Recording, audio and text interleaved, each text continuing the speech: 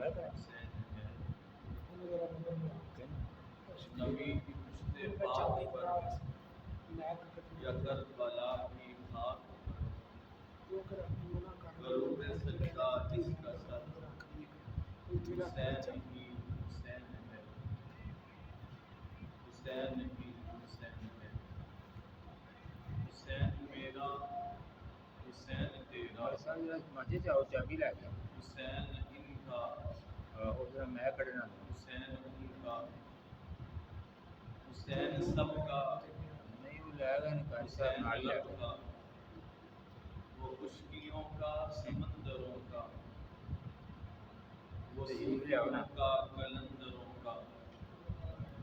اور حسین گرنا شہید ہوتا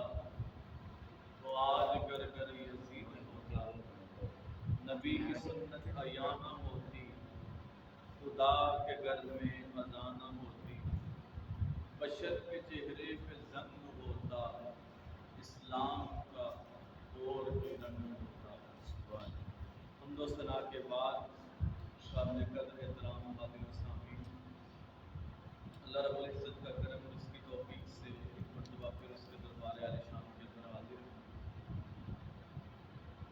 اللہ کریم ہم سب کی حاضری کو اپنی بارگاہ میں قبولیت کا شرف عطا فرمائے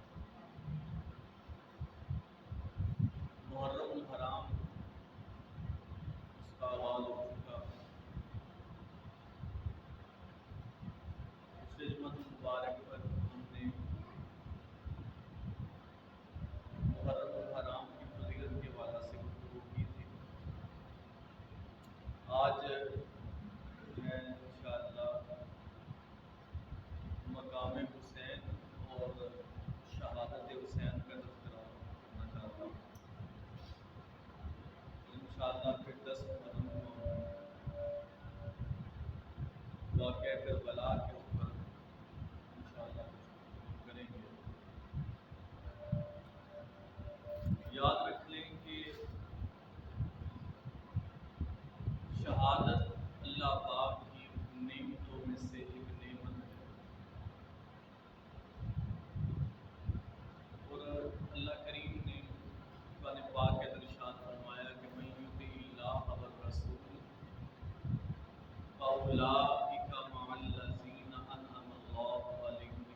من النبیین والصدیقین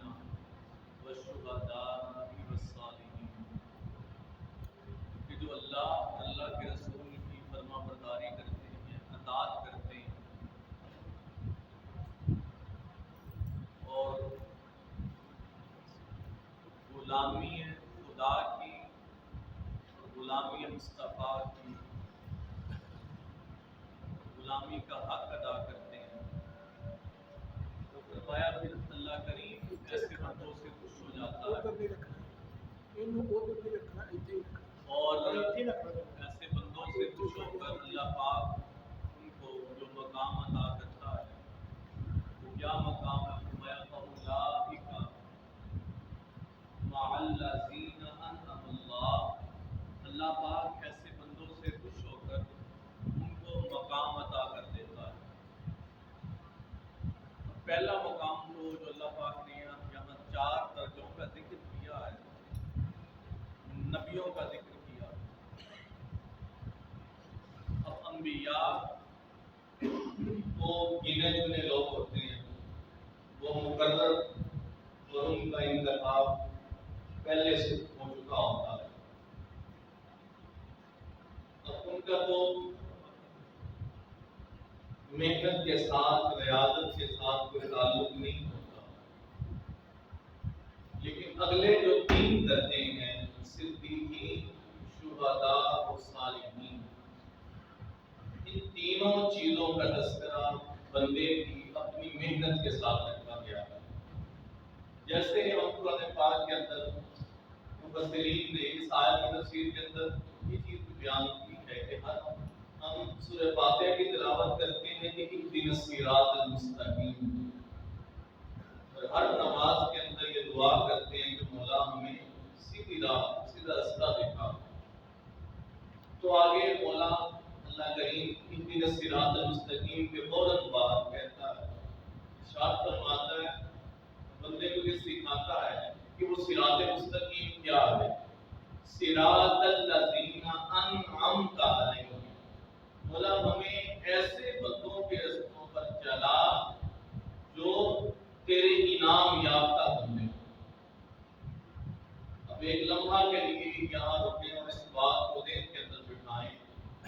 اللہ پاک نے اپنے انعام یافتہ بندوں کی پیروی کا حکم دے دیا، اور قرآن کے اس مقام پر سورہ المائدہ کے اندر اللہ پاک نے پھر اپنے انعام یافتہ 4 قسم کے لوگوں کا تذکرہ بھی کر دیا، فرمایا جن کی تمہیں پیروی کرنی ہے، جن کی زندگی کو رول ماڈل بنانا ہے، وہ پھر 4 ہیں، تب تمہاری اہدنا الصراط المستقیم والی خواہش و دعا پوری ہو جائے گی۔ بولا وہ 4 طبقے کون سے ہیں، 4 احباب کون سے ہیں؟ فرمایا اولئک انعم اللہ علیہم من النبیین، فرمایا ان میں سے پہلا درجہ، پہلا مقام انبیاء کا ہے۔ فرمایا انبیاء نے جیسے تمہیں کرنے کا حکم دیا تم ویسے زندگی گزارو، تمہارا شمار صراط مستقیم پہ چلنے والے لوگوں کے اندر ہو جائے۔ اب اگلی چیز، انبیاء کے بعد صدیقین، سچے لوگوں کے ساتھ جڑ جاؤ، جو اپنے ایمان کے اندر سچے ہو، اپنے قول و فعل کے اندر سچے ہو، اپنے عقیدہ کے اندر سچے ہو، اپنی زبان اور عمل کے اندر سچے ہوں۔ فرمایا ایسے لوگوں کے ساتھ جڑ جاؤ، تمہیں تمہارا شمار صراط مستقیم والے لوگوں کے اندر ہو جائے۔ پھر والصدیقین کے بعد والشہداء، اور فرمایا شہداء کی زندگیوں کو رول ماڈل بناؤ، وہ لوگ جنہوں نے اللہ کی رضا کی خاطر اپنی جانوں کا بھی نذرانہ پیش کرنے سے گریز نہیں کیا، جانوں کا نذرانہ بھی پیش کر دیا اور اللہ کی راہ میں قربان ہو گئے، جام شہادت نوش کر دیا دین حق کی خاطر، دین کی سربلندی کی خاطر۔ فرمایا جنہوں نے جام شہادت نوش کر لیا وہ لوگ بھی تمہارے لیے رول ماڈل ہیں۔ ان 3 چیزوں کا اگر دیکھا جائے تو انبیاء میں ہم نے کس کی پیروی کرنی ہے؟ بلا شک و شبہ انبیاء میں سے ہم نے تاجدار کائنات حضرت محمد مصطفیٰ صلی اللہ علیہ وآلہ وسلم آپ کی پیروی کرنی ہے۔ پھر آگے تاجدار کائنات نے جس کو جو مقام عطا کیا، جس کو صدیق کے درجے پر فائز کیا، جس کو صدیق بنایا، صداقت میں سے خیرات عطا کی، ان کی زندگیوں کو فالو کرنا ہے۔ پھر جن کو امت کے اندر شہداء کا لقب ملا اور شہداء کا درجہ ملا، ان کی پیروی کرنا ہے۔ اور بس صالحین، نیک صالح بندوں کی پیروی کرنی ہے۔ اب قرآن کے اس مقام سے جو بات میں سمجھانا چاہتا ہوں، انعام، اللہ کے انعام یافتہ طبقے صرف یہ 4 ہیں جن کا اللہ پاک نے قرآن کے اندر ذکر فرمایا، اور فرمایا ان میں سے پھر جو شہادت ہے یہ بھی اللہ کی نعمتوں میں سے ایک بہت بڑی نعمت ہے۔ اب تاجدار کائنات خود صداقت اور صادق اور امین کے اعلی درجے پر فائز تھے، تو آپ نے یہ نعمت آگے لوگوں کے اندر تقسیم کر دی۔ بات سمجھے ذرا۔ پھر تاجدار کائنات صالحیت کے اندر، عبادت گزاری کے اندر کمال درجے پر فائز تھے اور اتنی عبادت کرتے تھے کہ اللہ نے قرآن اتار دیا، فرمایا یا ایھا المزمل قم اللیل الا قلیلا، کیا محبوب پھر اتنی لمبی بھی عبادت نہ کیا کریں کہ آپ کے پاؤں مبارک سوکھ جائیں، کچھ رات کا حصہ قیام بھی کر لیا کریں۔ پھر تاجدار کائنات نے اپنی اس ریاضت سے، صالحیت سے امت کو حصہ عطا کیا اور لوگوں کو صالح بناتے ہیں۔ یعنی تاجدار کائنات خود صدیق تھے، صداقت کے درجے پر فائز تھے، آگے صداقت لوگوں کے اندر تقسیم کر دی۔ اب انعام کا میں تذکرہ کر رہا ہوں آپ کے سامنے۔ آپ صالح تھے، آپ نے صالحیت لوگوں کے اندر تقسیم کر دی، لوگ صالح بن گئے۔ اب ایک درجہ بچتا ہے، کیونکہ کائنات کے اندر نعمت بنتی تب ہے جب وہ دامن مصطفیٰ سے روک کے آ کے امت کے اندر آ جائے۔ تاجدار کائنات کے بغیر کوئی نعمت نہیں بن سکتی، اس لیے صداقت اگر نعمت بنی وہ بھی تاجدار کائنات کے طفیل بنی، صالحیت اگر نعمت بنی وہ بھی تاجدار کائنات کے طفیل بنی۔ اب آئیں ایک درجہ بنتا ہے شہادت کا، تو شہادت اگر تاجدار کائنات کی ذات مبارکہ کے اندر اگر موجود ہوتی تو تب وہ شہادت نعمت بنتی، کیونکہ شہادت اللہ کی طرف سے نعمت ہے۔ ایک طرف تاجدار کائنات کی اپنی خواہش کیا ہے، صحیح بخاری کی حدیث مبارکہ تاجدار کائنات ارشاد فرماتے ہیں کہ قسم ہے اس ذات کی کہ جس کے ہاتھ کے اندر میری جان ہے، میں چاہتا ہوں کہ اللہ کی راہ میں جہاد کروں، یہاں تک کہ جہاد کرتے کرتے مارا جاؤں، پھر زندہ کیا جاؤں، پھر جہاد کروں، پھر مارا جاؤں، پھر زندہ کروں، پھر جہاد کروں، پھر مارا جاؤں۔ یہ 3 مرتبہ تاجدار کائنات نے یہ الفاظ دہرائے، یعنی شہادت کا جو شوق ہے، جو جذبہ ہے، وہ کمال درجے پر تاجدار کائنات کی طبیعت کے اندر موجود تھا، آپ کی سیرت طیبہ کے اندر موجود تھا، جذبہ موجود تھا۔ لیکن دوسری طرف یہ وعدہ بھی تھا اللہ کریم کا کہ واللہ یعصمک من الناس، اے محبوب آپ کی طبیعت تو چاہتی ہے، آپ کا ذوق تو ہے کہ اللہ کریم مجھے شہادت کے درجے پر فائز کرے، لیکن واللہ یعصمک من الناس، اے محبوب ہم نے آپ کو لوگوں کے ہاتھوں سے بچا کے رکھ دیا ہے۔ ہماری محبت یہ گوارا نہیں کرتی کہ ہمارا محبوب ہو اور وہ کسی فرد واحد کے ہاتھوں شہید ہو جائے، لہذا اے محبوب آپ کا جذبہ، شوق، محبت اور الفت اپنی جگہ، لیکن ہم آپ کو لوگوں کے ہاتھوں سے محفوظ رکھیں گے۔ تو پھر مولا یہ جو شہادت نعمت ہے، اور نعمت بنتی تب ہے جب وہ تاجدار کائنات کی ذات مبارکہ سے آگے چلے، تو مولا پھر یہ شہادت کیسے نعمت بنے گی؟ ہاں اللہ کریم نے اس کا بھی اہتمام کر دیا، اور اس اہتمام کے لیے پروردگار نے جس ہستی کا انتخاب کیا وہ امام حسین علیہ السلام آپ ہیں۔ اب آپ کو یہ بات میں سمجھاتا ہوں کہ وہ کیسے تاجدار کائنات امام حسین سے اتنی محبت فرماتے تھے کہ آپ کو کبھی نواسا کہہ کے نہیں پکارتے تھے، ہمیشہ اپنا بیٹا کہہ کے پکارتے تھے، اور محبت دے کے فرمایا حسین منی وانا من الحسین، کہ لوگوں حسین مجھ سے ہے اور میں حسین سے۔ حدیث کی سمجھ نہیں آئی کہ اب باپ کو بیٹے سے کیسے ہو سکتا ہے، بیٹا تو باپ سے ہو سکتا ہے، کہ حسین منی حسین مجھ سے ہے، سمجھ آ گئی کہ تاجدار کائنات حسین کی اصل ہے، لہذا حسین مصطفیٰ سے ہے۔ اب مصطفیٰ حسین سے کیسے ہو گئے؟ تو محدثین نے بحث کرتے ہوئے لکھا کہ مدینہ سے لے کر مکہ سے لے کر کربلا تک یہ دین سارا تاجدار کائنات کے طفیل چلا، اور آپ کے قدموں کی خیرات ہے، اس لیے۔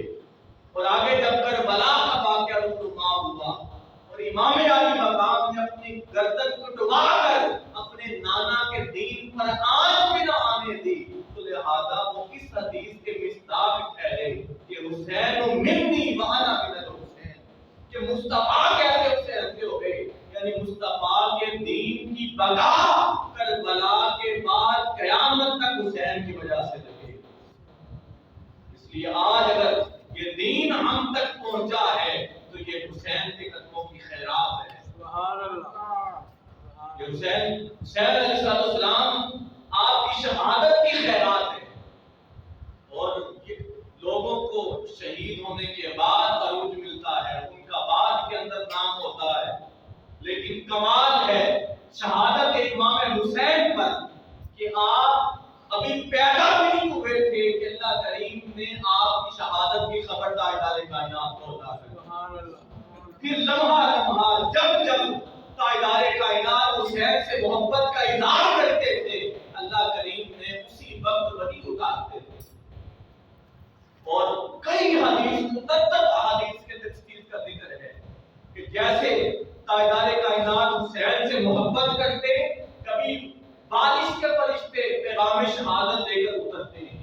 کبھی جبریل امین شہادت کا پیغام لے کر اترتے ہیں، کبھی دوسرے ملائکہ شہادت کا پیغام لے کر اترتے ہیں کہ محبوب خدا آپ جس نواسے سے محبت کرتے ہیں،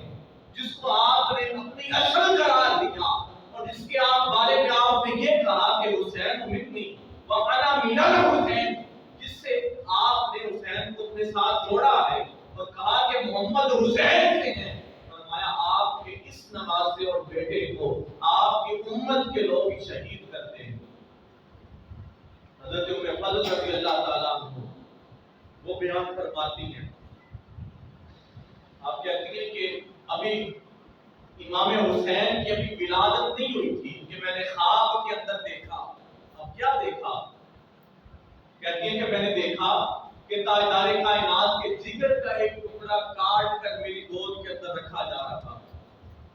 ایسی مقدار کی خوشی تو باغی تاجدار کائنات کی بات میں اور کہا یہ آقا صلی اللہ علیہ وسلم کے رشتے کے اندر جچی ہے۔ کہتے ہیں کہ میں نے آگے خواب بتایا، بڑی پریشان تھی کہ آقا میں نے عجیب خواب دیکھا۔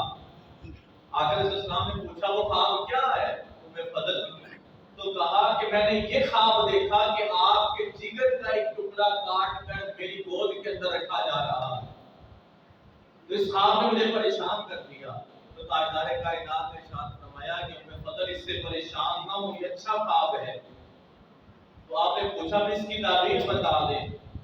کہا کہ القریب اللہ کریم مجھے ایک بیٹا عطا کرے گا جس کو اللہ پاک نے میرے جگر کا ٹکڑا بنایا ہے، مجھے بیٹا عطا ہوگا، اور میں اس کی تربیت اور اس کی پرورش میں فضل آپ کی ذمہ داری ہوگی۔ تو جیسے ہی امام حسین پیدا ہوئے، آپ کی پیدائش ہوئی تو تاجدار کائنات تشریف لائے، آپ نے اٹھا کر حضرت ام فضل کہتی ہیں کہ امام حسین کو اٹھا کر میری گود کے اندر رکھ دیا۔ جو آپ کا خواب پورا ہو گیا۔ یہی ام فضل بیان کرتی ہیں کہ ایک دن میں نے حسین کو اٹھایا ہوا ہے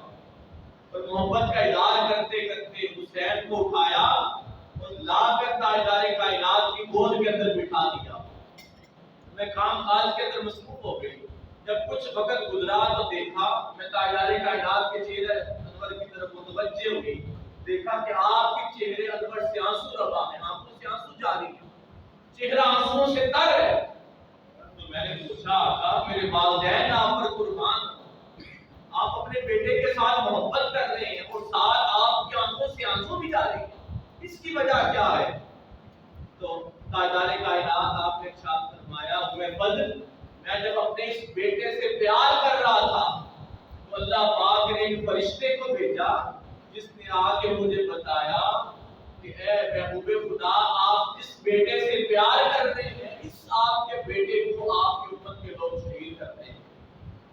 تو لہذا شہادت امام حسین کی خبر، حسین کی شہادت کی خبر سن کر میری آنکھوں سے آنسو جاری ہوئے۔ یہ تو ایک واقعہ ہے۔ اس کے بعد ازواج مطہرات میں سے حضرت ام سلمہ رضی اللہ تعالیٰ عنہا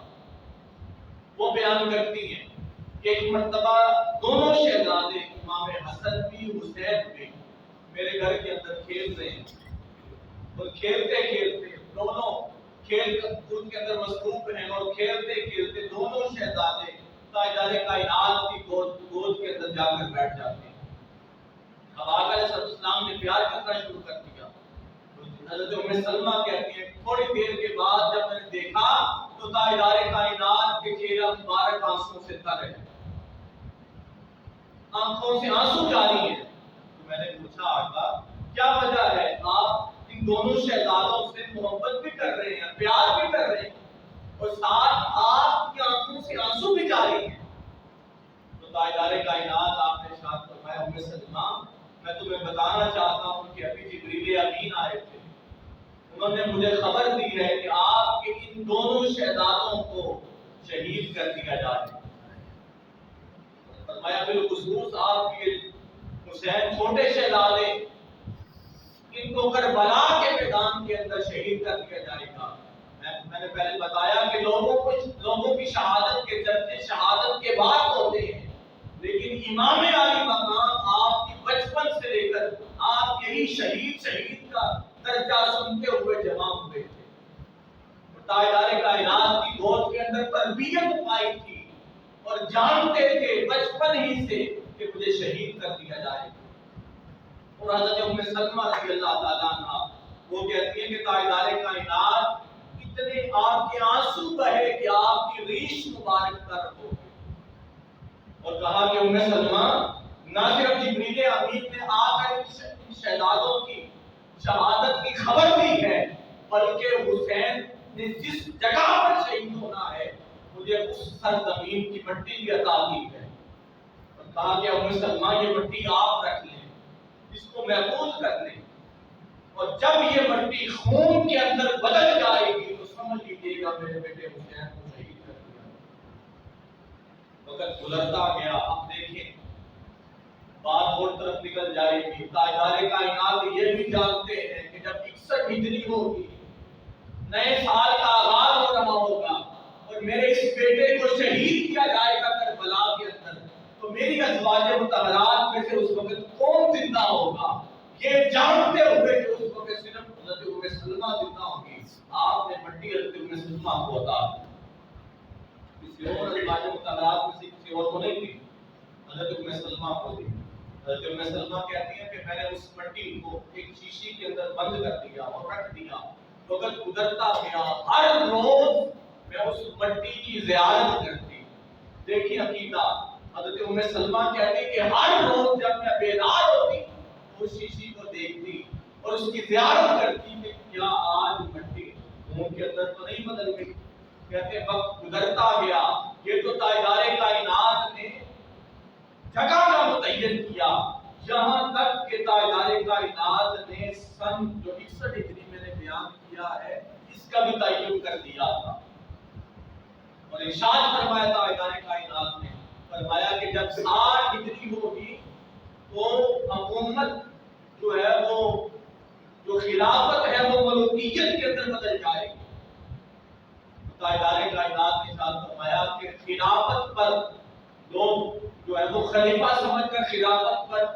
برجمان ہو جائیں گے بیٹھ جائیں گے لیکن وہ خلافت نہیں ہوگی وہ ملوکیت ہوگی اور اس وقت حکومت مباش لڑکوں کے ہاتھ کے اندر ہوگی. اور فرمایا میں ان مباش لڑکوں کے ہاتھوں کے اندر اپنے اس خاندان کا خون ہوتے ہوئے دیکھ رہا ہوں. اور بعض روایات کے اندر تاجدار کائنات نے یزید کا نام بھی بتا دیا تھا کہ میرے اس بیٹے حسین کو شہید کرنے والا فرمایا کہ وہ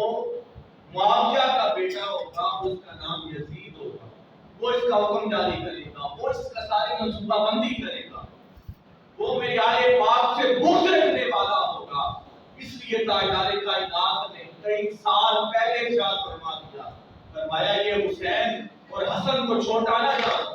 فرمایا جس نے حسن و حسین سے محبت کی من احبہما فقد احبنی. فرمایا جس نے حسن و حسین سے محبت کی اس نے مجھ سے محبت کی. سبحان اللہ سبحان اللہ. آگے ارشاد فرمایا فقد ابغضہما فقد ابغضنی. فرمایا لوگوں جان لو جنہوں نے حسن و حسین سے خود رکھا انہوں نے حسن و حسین سے نہیں انہوں نے محمد مصطفیٰ سے. بے شک بے شک. فرمایا جس نے محمد مصطفیٰ سے خود رکھا فرمایا اس نے خدا سے خود رکھا. تو تاجدار کائنات نے حسین کی محبت کو اپنی محبت قرار دیا اور اپنی محبت کو خدا کی محبت قرار دے دیا اور حسین کے بغض کو اپنا بغض قرار دیا اور اپنے بغض کو خدا کا بغض قرار دے دیا. پھر ایک لمحہ رک کر آپ سوچیں کہ جو حسین سے محبت کرنے والے ہیں ان کو تو مبارک ہو کہ اسی حسین کی محبت کی وجہ سے ان کو محبت مصطفیٰ بھی نصیب ہو جائے گی اور محبت خدا بھی نصیب ہو جائے گی اور بغض حسین رکھنے والوں کو آٹومیٹک بغض مصطفیٰ بھی نصیب ہو جائے گی. اور اس بغض کی وجہ سے وہ اللہ کی بارگاہ سے بھی دھتکارے جائیں گے. ارے جن شہدادوں کو مصطفیٰ نے جنت کی سرداری عطا کی ہے کوئی ان سے بغض رکھے اور پھر نام مسلمانی کا لے اس کا انجام کیا ہوگا. تو بات کر رہا تھا کہ حضرت ام سلمہ رضی اللہ تعالیٰ عنہ کو تاجدار کائنات نے مٹی بھی عطا کر دی. جو جگہ ہے جس جگہ پر جس مقام پر حسین نے شہید ہونا تھا اس مقام کی بھی نشاندہی کر دی. اور حضرت ابو ہریرہ رضی اللہ تعالیٰ کو نے جب یہ حدیث مبارکہ تاجدار کائنات سے سنی کہ جب 60 ہجری ہوگی جو خلافت ہے وہ ملوکیت کے اندر بدل جائے گی، حکومت چند غبار لڑکوں کی ہاتھ کے اندر آئے گی جو دین کی دھجیاں اٹھا کے رکھ دیں گے، تو حضرت ابو ہریرہ رضی اللہ تعالیٰ کو اس وقت سے لے کر اور اپنی وفات تک اہل مدینہ کہتے ہیں کہ ہمیشہ یہ دعا کرتے تھے اور بآواز بلند دعا کرتے تھے کہ مولا مجھے 60 ہجری سے پناہ عطا کر دے اور 60 ہجری سے پہلے مجھے موت عطا کر دے۔ حضرت ابو ہریرہ رضی اللہ تعالیٰ عنہ سے بے شمار حدیثیں مروی ہیں جن کو تاجدار کائنات نے اپنے علم سے خیرات عطا کی تھی، اور آپ سے بہت سی حدیثیں مروی ہیں، اور آپ کو بڑھاپے کی عمر میں جا کے آپ کا وصال ہوا، داڑھی سفید ہو گئی، اور اہل مدینہ کہتے ہیں کہ آپ جب بڑھاپے کے اندر پہنچ گئے تو ہم نے آپ کو صرف ایک دعا کرتے ہوئے سنا، اور وہ یہی دعا تھی کہ مولا مجھے 60 ہجری سے پناہ عطا کر اور 60 ہجری آنے سے پہلے پہلے مجھے موت عطا کر۔ راوی کہتے ہیں کہ حضرت ابو ہریرہ رضی اللہ تعالیٰ عنہ